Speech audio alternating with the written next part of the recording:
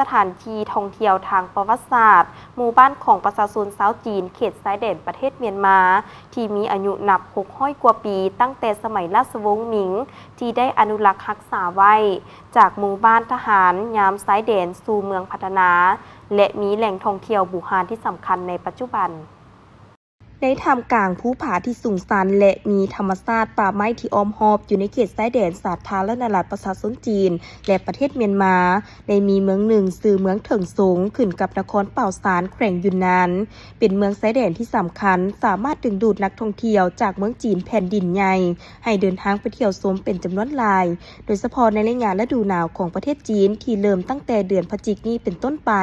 เนื่องมาจากว่าอยู่หลายของเขตของประเทศจีนจะมีสภาพอากาศที่หนาวหลายจึงเฮ็ดให้นักท่องเที่ยวเดินทางมายังเมืองเถิงสงซึ่งอยู่ภาคใต้ของประเทศที่มีอากาศเย็นสบายอุณหภูมิเฉลี่ย 15-18 องศาตลอดปีสำหรับเมืองเถิงสงแห่งนี้นอกจากจะมีอากาศที่บริสุทธิ์เย็นสบายตลอดปีแล้วยังมีแหล่งท่องเที่ยวที่สำคัญหลายแห่งซึ่งเป็นจุดสนใจและดึงดูดนักท่องเที่ยวที่เดินทางมาสัมผัสและศึกษาเรียนรู้ถึงวัฒนธรรมของเมืองแห่งนี้เป็นต้นแหล่งท่องเที่ยวทางประวัติศาสตร์แหล่งท่องเที่ยวทางด้านวัฒนธรรมชนเผ่าแหล่งท่องเที่ยวทางด้านกสิกรรมและอื่นๆโดยเฉพาะเมืองเก่าแก่ที่มีอายุ600 กว่าปีตั้งแต่สมัยราชวงศ์หมิงในชื่อเมืองบูฮานเฮ่อซุนที่เป็นเมืองเก่าแก่ทางประวัติศาสตร์ซึ่งตามข้อมูลได้ให้รู้ว่าเมืองเก่าแก่แห่งนี้แม้นเป็นหมู่บ้านของทหารจีนชาวฮั่นที่มาจากสมัยเจ้าชีวิตหรือยุคราชวงศ์หมิงซึ่งได้ส่งนายและพลทหารจำนวนหลายมาปกปักรักษาหรือปกป้องชายแดนระหว่างจีนและเมียนมา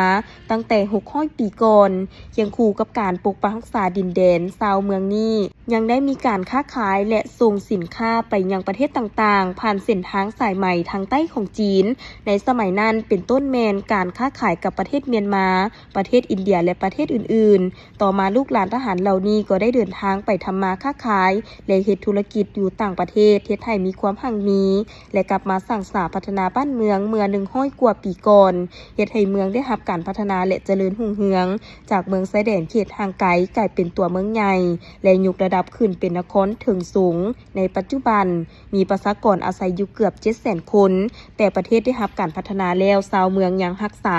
ประวัติศาสตร์ไว้เป็นแหล่งท่องเที่ยวก็คือเมืองบูฮานเฮ่อซุนที่เฮาเห็นในปัจจุบันนี้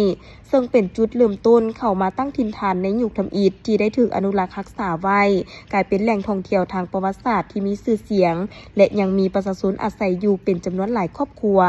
ดังนั้นจึงเฮ็ดให้นักท่องเที่ยวจำนวนหลายเดินทางมาสัมผัสถึงวัฒนธรรมวิถีชีวิตและสถาปัตยกรรมการตั้งถิ่นฐานของประชาชนเมืองเถิงสงในสมัยก่อนโดยภายในเมืองบูฮานแห่งนี้ก็จะมีการรักษาเฮือนแบบชาวจีนสมัยก่อนมีห้องวางแสดงวัตถุอุปกรณ์เครื่องเก่าแก่การขนส่งสินค้าด้วยม้าวัฒนธรรมกินดื่มน้ำสาของชาวจีนและมีหอสมุดแห่งทำอิฐของประเทศจีนที่อยู่ในเขตชนบทสร้างตั้งในปี